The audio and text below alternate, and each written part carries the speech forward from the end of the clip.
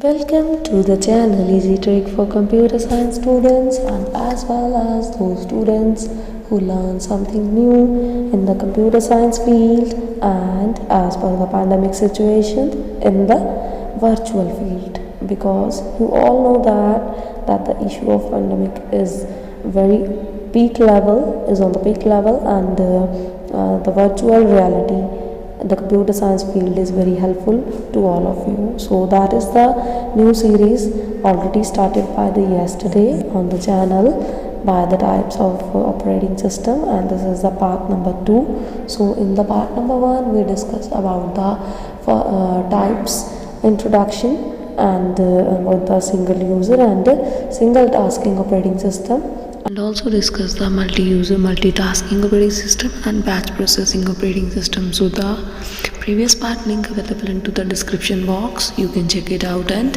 enhance your knowledge. And now we will discuss about the continuity of the types of operating system with the next type of operating system, that is multi-programming. Because in the multitasking multi-user system we see that the multitasking environment available under the operating system, so the multi-programming function is the very good function of the every operating system.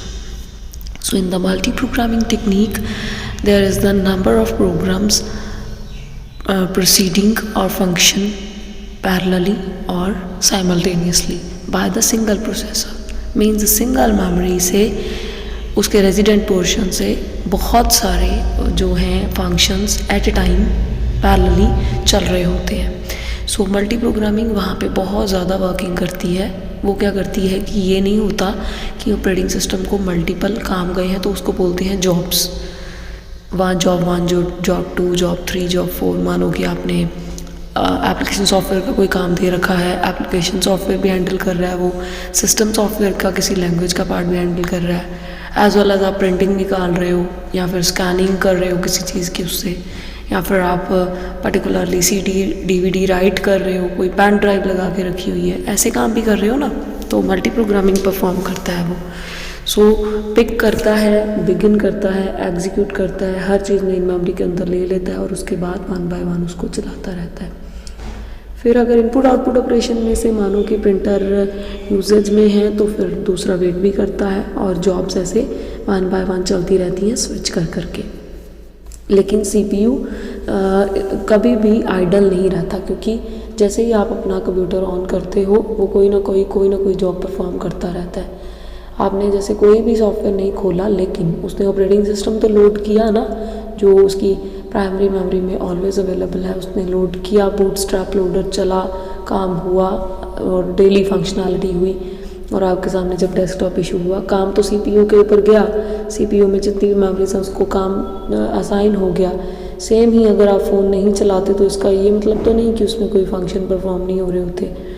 आप phone मत चलाइएगा, सिर्फ ये check कीजिएगा कि phone ना चलाओ, on रखो, कोई काम ना करिएगा, 100% बैटरी को फिल करिएगा और एटलीस्ट 8 घंटे बाद देखिएगा आपकी बैटरी कम ज़रूर हुई होगी. वो इस वजह से क्योंकि ऑपरेटिंग सिस्टम अपना फंक्शन कर रहा होता है और बैटरी वहाँ पे वर्क करती है. ये आप लाइव एग्जांपल अपने फ़ोन्स में भी देख सकते हो और कंप्यूटर्स में भी देख सकते हो. ये जो फिगर अब आपको दिख रही है इसमें ऑपरेटिंग सिस्टम है 1 और जॉब्स है 5, मतलब एक सिंगल प्रोसेसर को साइमल्टेनियसली कितनी जॉब्स असाइन हुई हैं, 5. अब ये क्या है, फॉर एग्जांपल कि जॉब 1 जो है एक MS ऑफिस का पार्ट है, MS वर्ड का कोई काम कर रहे हो. जॉब 2 में आपने कोई ऑडियो लगा रखी है. जॉब 3 में आपने प्रिंटिंग के लिए प्रिंटर को कोई जॉब असाइन कर रखी है और वो जो प्रिंटिंग निकाल रहा है. और जो 4 में भी कुछ ऐसे डॉक्यूमेंट हैं जिसकी आपको प्रिंटिंग निकालनी है, लेकिन आप ये प्रिंटर किसी आइडल पोजीशन में नहीं है. CPU क्या करेगा, आपकी मेमोरी क्या करेगी, ऑपरेटिंग सिस्टम क्या हेल्प करेगा कि वो उस पर्टिकुलर डाटा को स्टोर कर लेगा. आप प्रिंट की कमांड दे सकते हो, वो एक बफर मेमोरी बना देता है for the temporary field. Temporary memory होती है, बफर में जाके आपका डाटा स्टोर हो जाता है, आपको दोबारा प्रिंटिंग की कमांड नहीं देनी पड़ती.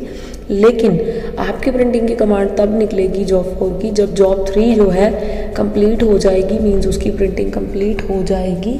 तो उसके बाद जो बफर में पड़ा होगा, जो जॉब 4 ने उसको असाइन किया था ऑपरेटिंग सिस्टम को, वो क्योंकि प्रिंटर आइडल हो जाएगा और CPU उसको स्विच कर देगा जॉब 3 से जॉब 4 के ऊपर। एंड पैरेलली जॉब 5 में अगर आपका कोई CD राइटर, DVD राइटर भी है तो उसको भी ऐसे ही वो स्विच करता रहेगा 1 बाय 1 और CPU कभी भी आइडल पोजीशन में नहीं रहता। इससे क्या होता है स्विचिंग से कि किसी को वेट ज़रूर करनी पड़ती है, लेकिन ये नहीं होता कि उसको डेड लॉक में डाल दिया जाए या उसकी पोजीशन को डिनाई कर दिया जाए, उसको लाइन से ही बाहर निकाल के रख दिया जाए, ऐसा नहीं होता।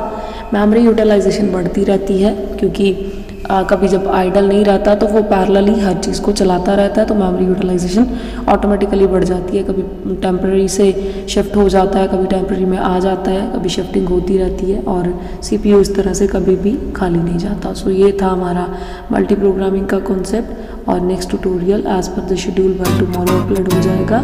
Till then take care, stay safe, thanks for watching.